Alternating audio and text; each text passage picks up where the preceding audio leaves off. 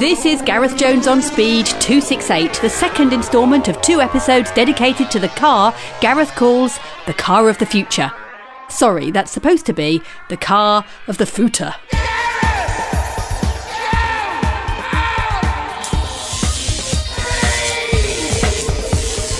One of the things about being in the cult of Tesla is that you can engage people in conversation. You know, we walk around, most people, we never have a reason to talk to each other. But a chap called Humza, who's parked his Model S alongside mine to charge it, are you an advocate of electric cars, Humza? No, absolutely. I work in the electricity sector, so I believe in sustainable development, and this is the first car that I've got which meets both my needs of a car that has luxury, performance, and is environmentally friendly. Have you had electric cars previous to the Tesla? Only hybrids. I had the RX450, the Lexus hybrid vehicle, and I also had a Prius in the family. So this is your first pure electric car? Pure electric, yeah. How long have you had it? Had it for about a couple of months now. Done over 2,000 miles. I've been up to Scotland in it. I drive it around between London and Warwick quite regularly, and it's a dream to drive. You can charge at home. You've got off-road parking or garage? Yeah, I have. I've got sort of a 3-phase charger at home, which means I get 70 miles-ish off mileage on an hour of connection. But actually, I've only really charged at home twice. Because I live in West London, it means I have superchargers all around me. And on the way home, I drop off somewhere, grab a coffee, charge up. It's perfect. It becomes second nature, doesn't it? I was astonished. I stopped here just to use the facilities. I wasn't looking to charge, but as I drove past a bunch of eco-tricity chargers over there, a chap said to me, "Oh, there's some Tesla Superchargers around the corner."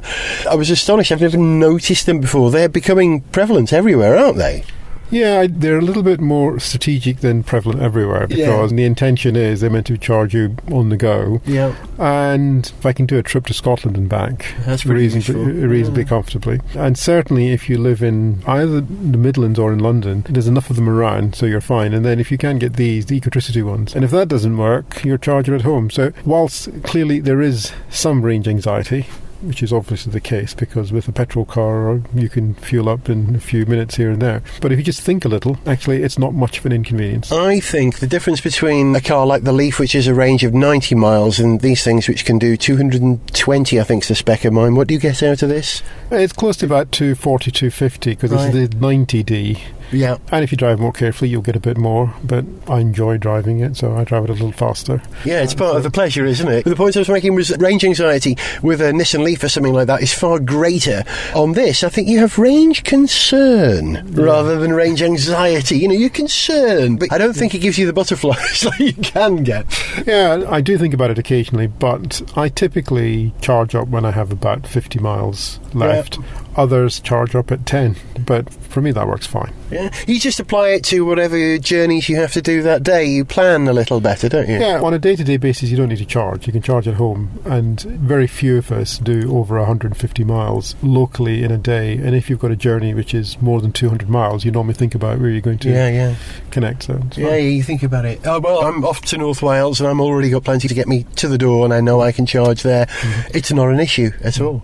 The bit I find particularly useful in this is when you want to drive it and have a car that's responsive and fun, you can have that. But equally on a longer journey, actually you can use the autopilot function, and you don't really realise the intensity by which you drive until you put the autopilot function on, and you tend to look around and then you see everybody else driving and they're really focused on the road and the car in front of them, where under autopilot you're still paying attention, but you're managing the energy management system and the driving management system, as opposed to keeping it in lane, in the distance and things of that sort. And it's akin to going from manual to an automatic car, going from automatic cruise control to autopilot. Legally, an interesting position. We're required to remain in control of the car at all times in terms of British or European law at the moment. You can take your hands off the steering wheel, and so far the software it's running is doing a fine job of keeping me a safe distance and that. But I would imagine as soon as you get used to being able to do that, you almost want to just press the button when you get in the car outside the door and have your car deliver you. Are you ready for that, Hamza? Are you ready? Yeah, I must admit, whenever I can use the autopilot function, I do. Yeah? But I tend to do do it when there's a white line on either side, because that's when it works well. If you don't have a white line on either side, it works less well, and that's not what it's designed for. And equally, whilst the temptation to see if you can take your hands off the wheel is great when you're first trying it out, actually what you find is you get a much more relaxed way if you lean your elbow against the window and just let your hand rest on the wheel, but let the car drive. And it is fabulous. I mean, going up and down to Scotland and that, I felt very refreshed. Well, the levels of refinement in an electric car anyway are greater than any IC car. You know, it's a quiet, soft place to be. They've managed to get the suspension settings pretty right on this car as well, considering it's got quite a heavy battery pack. They've got the balance right, if you like, between the firmness and the grip that you want if you're a good driver, and a level of comfort. And if I could get in this car now, press one button and have it deliver me to my door in North Wales, I'd go with it. And I'm a keen driver. I'm a passionate driver. Well, I think what it does do, it gives you the option of when you want to drive for fun. And when you want to drive for fun, it is a lot of fun. And it also gives you the option when you're tired to allow the car to take some of the strain. Fascinating. I'm enjoying the experience. I've got to go, though. I've got to get a move on. I really appreciate your time. Thank you very much indeed. Nice chatting to you. I'll see you at a Supercharger somewhere else in the country. Okay, bye for now. Gareth Jones on Speed. Tesla. Man, the Tesla experience is exhausting. It was wonderful talking to Humza there.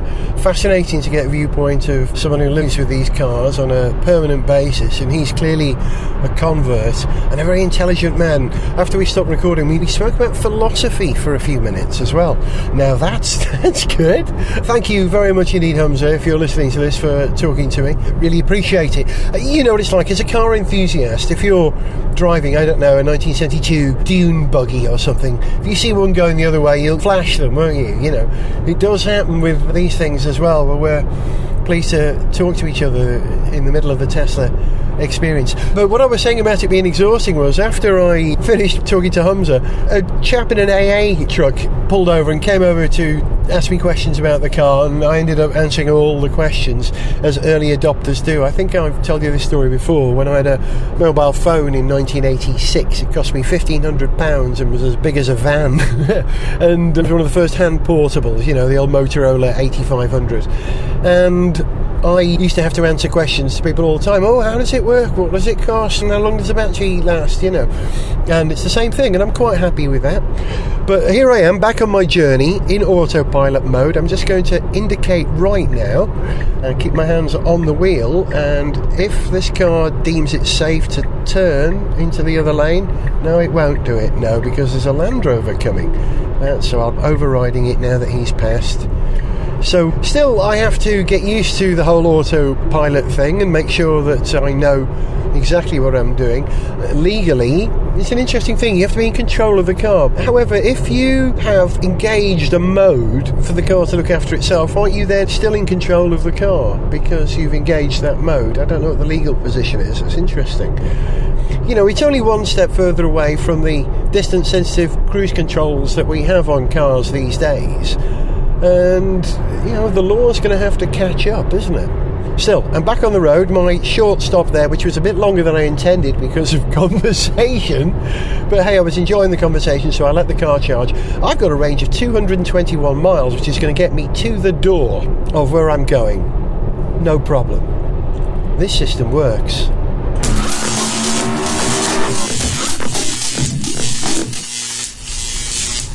Here we are, trundling along at 66 miles per hour in relative quiet. You can hear the trucks as I go past the trucks, but you can't hear much else in this car. It's very refined, as I've said. Sorry. Have you ever seen a movie called For All Mankind? It was made by a man called Al Reinert in the early 1980s to celebrate, I think it was the 20th anniversary of the moon landing. It's my favourite film of all time, and that includes Slade in Flame and 2001 A Space Odyssey, because this is a documentary. It was a film made about the moon landings, and it only used the commentary of the people who were involved at the time, the astronauts and the people in mission control, led by Gene Kranz, the flight director. It's an enchanting movie. The music's provided by Brian Eno, and that makes it even more mysterious and beautiful than you could hope. But there's one line in that film where I think it's maybe Charlie Duke on one of the later Apollo missions during launch in a Saturn V. He says, let me tell you a little bit about the ride. So let me tell you a little bit about the ride in the Tesla Model S ATD, which I'm in at the moment. Well, it's doing its own thing. As the traffic clears up, you can hear the car accelerating, and it's just going up to the cruise speed I set. It's weird, man. I love driving, and yet as soon as I get the opportunity, I engage the autopilot mode and let the car do its thing. That's chiefly because there's quite a lot of traffic around at the moment, and it takes that level of stress out, but also because I need a hand to operate my recorder so I can make this program. But let me tell you a little bit about the ride. In terms of bounce and recoil, it's got it all under control. I wouldn't call it silky smooth, the suspension. It's certainly soft, but you can feel the road dribbling away, but in a good way.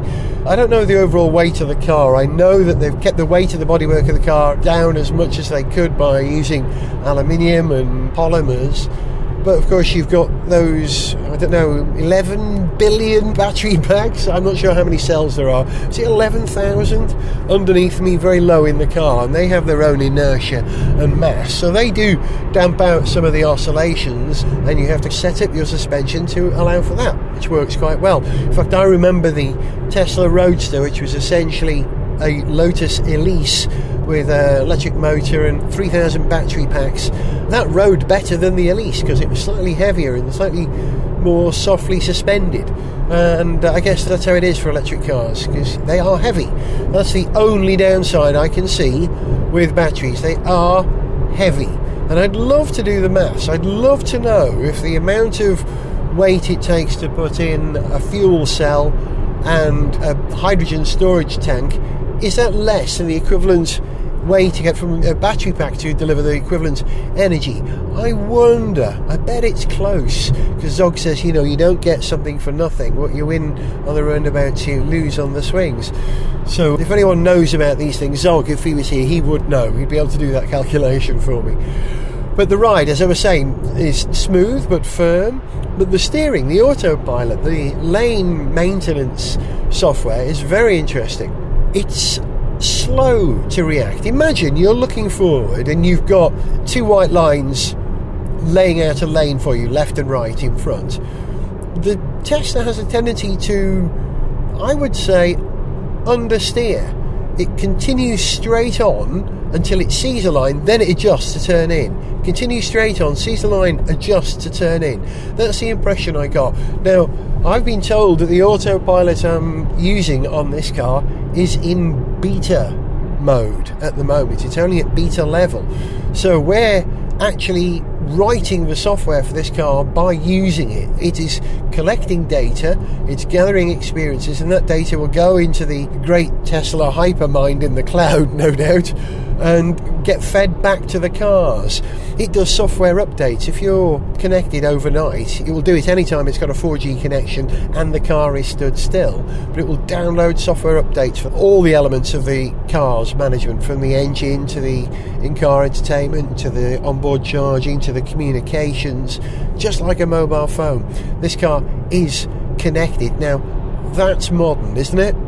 Connectivity, we've said, is going to be one of the big things in cars, and again, Tesla are leading the way on that at the moment. There are others I know who offer connectivity, but I don't think anyone is using it in the way that Tesla are already.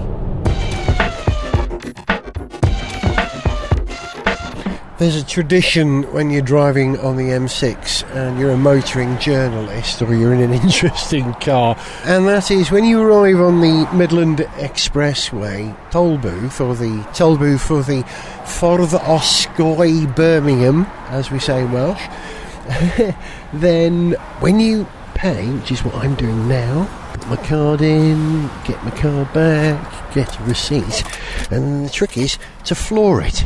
Watch this, here we go, 0 miles per hour.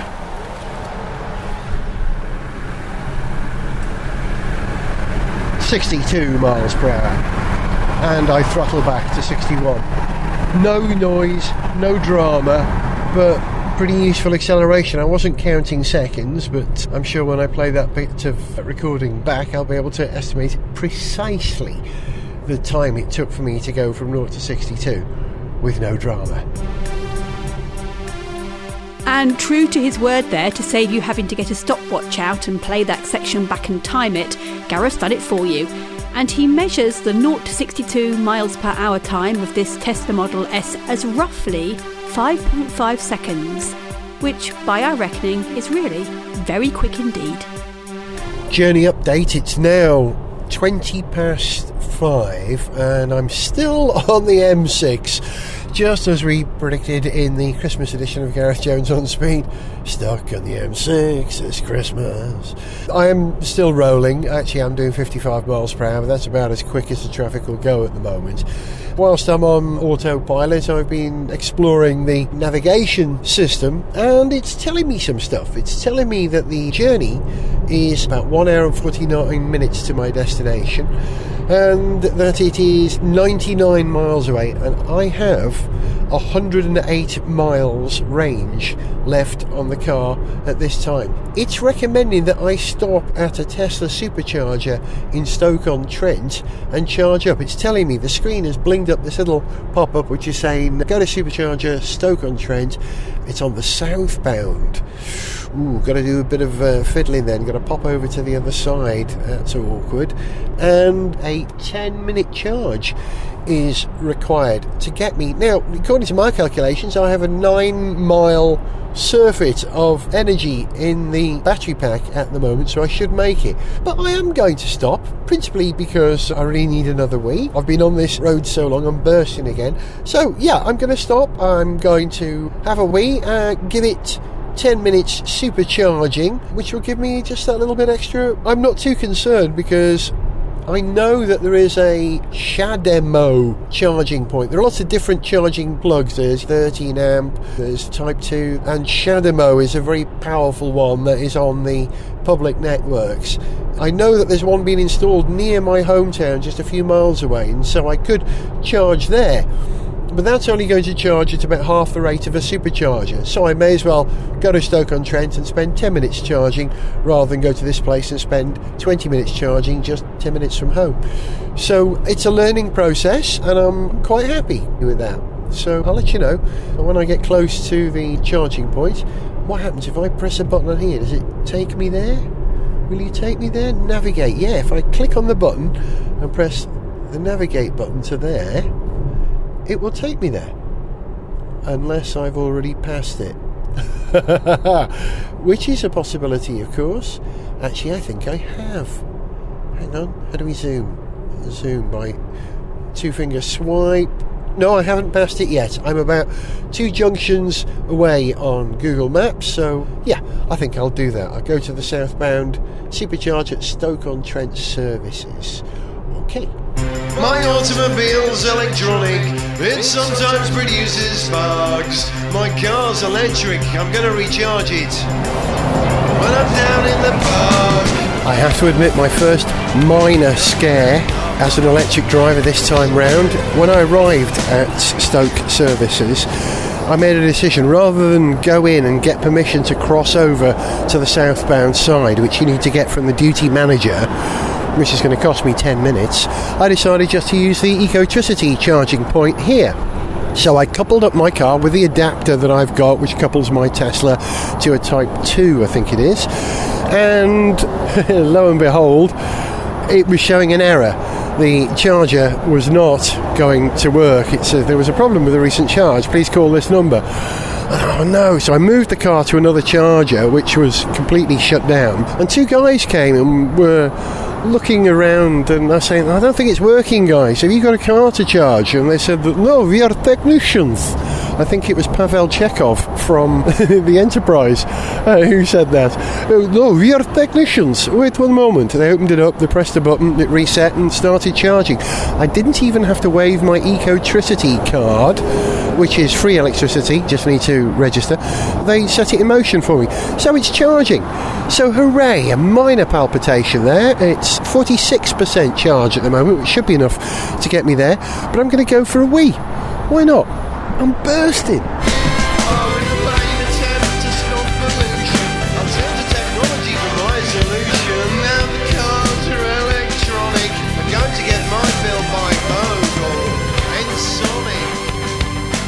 Charge update. Okay, I've been away about 10 minutes in the loo, and when I've come back, it's got about 52% charge. So I think I'm going to wait till 60% charge and I'll be good to go. At the moment it's saying I've got a range of 125 miles and my journey is 68 miles or something from this point here, so I'm more than enough. But you know, range anxiety, you got to experience something and get good use out of it to be able to then judge how close to the line you can drive next time, you know. So I'm being a bit cautious of my early attempts. Interesting that the car is saying station power limited. Charge rate is reduced. Station power limited. So for some reason the Ecotricity network isn't belting it out like the Tesla Supercharger network does. So that's something to be wary of if you're driving an electric car over long distances. You know, sometimes the rate at which they charge might not be what you hope for, what the published rate is. A bit like your internet connection at home, eh?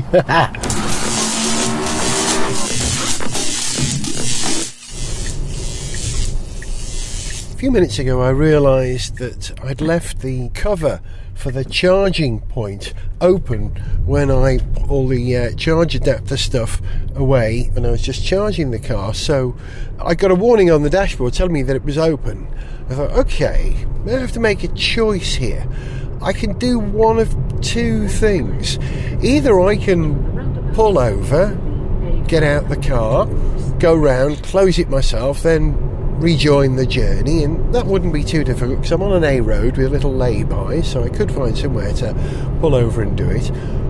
Or I could engage the autopilot, recline the seat enough so there was enough room to get into the back of the car, leave the driver's seat, wind down the rear passenger window, reach out and close the thing without leaving the car. Now, one of those ideas was very sensible. The other one was ridiculous and frankly against the law. Needless to say, my cover to the charging point is now closed. I leave you to work out in your mind which approach you think I took.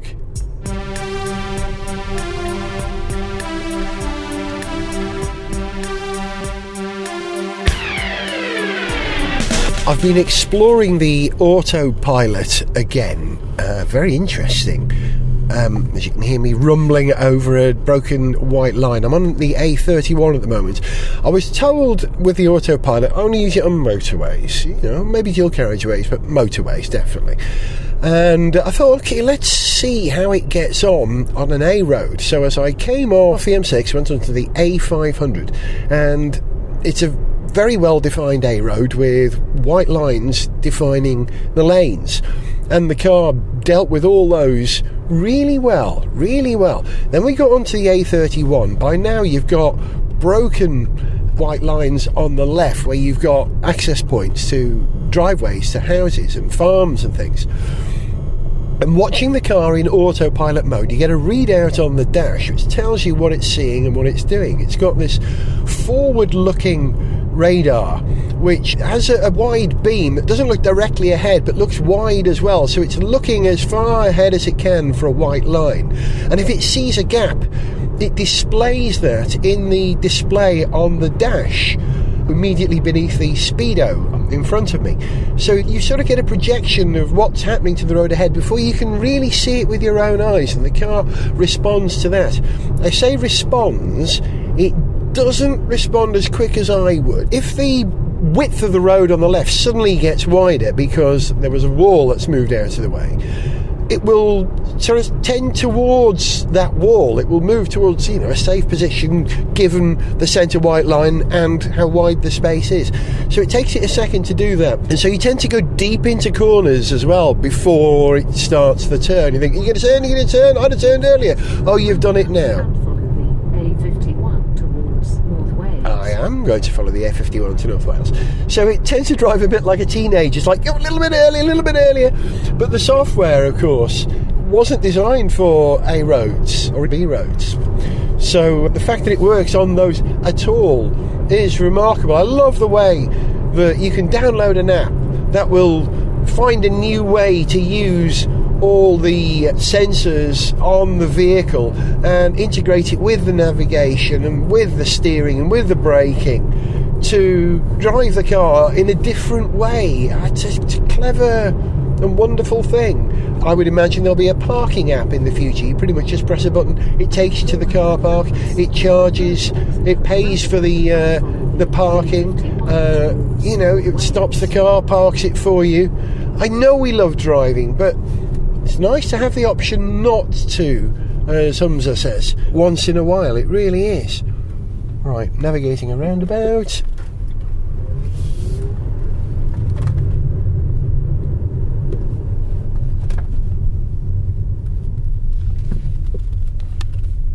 Gone the wrong way.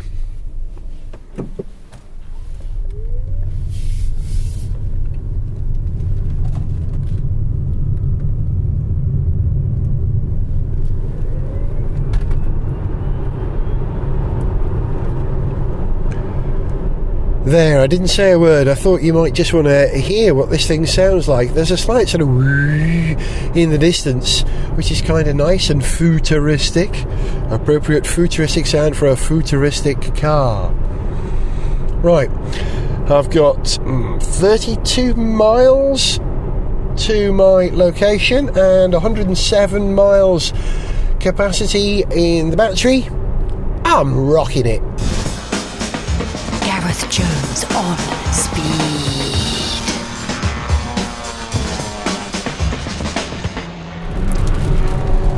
I like a great deal about the Tesla Model S. I like the fact that it's got a range that's useful, over 200 and something miles in general use. I like the fact that it's got its own dedicated charging network which works unbelievably quick, and it does. I like the fact that it's got auto park. I love the fact that it's got autopilot, which takes the stress out of very boring parts of journeys. I love the fact that it really is a performance car with an acceleration equivalent to a Porsche 911, I believe. But what is it I like best about this car? I think it's the fact that it's made by a man who's also got his own space program. Tesla is closely related to SpaceX, and SpaceX are doing remarkable things in space. I'm a child of the space age. I'm in my middle 50s now, and I can't buy cars built by the people who built the Saturn V, Grumman and Boeing and people like that. So if I want to drive a brand which represents part of my culture of the space age, the Tesla Model S is the car. But more than anything, I like the fact that I was able to leave London in an electric car, and the charging process and the range made it possible for me to take what is a car of the future back to the old country where I came from, with no drama and lots of excitement. I'll see you in the future. To send us an email, see pictures, get song lyrics, join our Facebook fan site, follow us on Twitter, or to find out about sponsorship opportunities, go to garethjones.tv.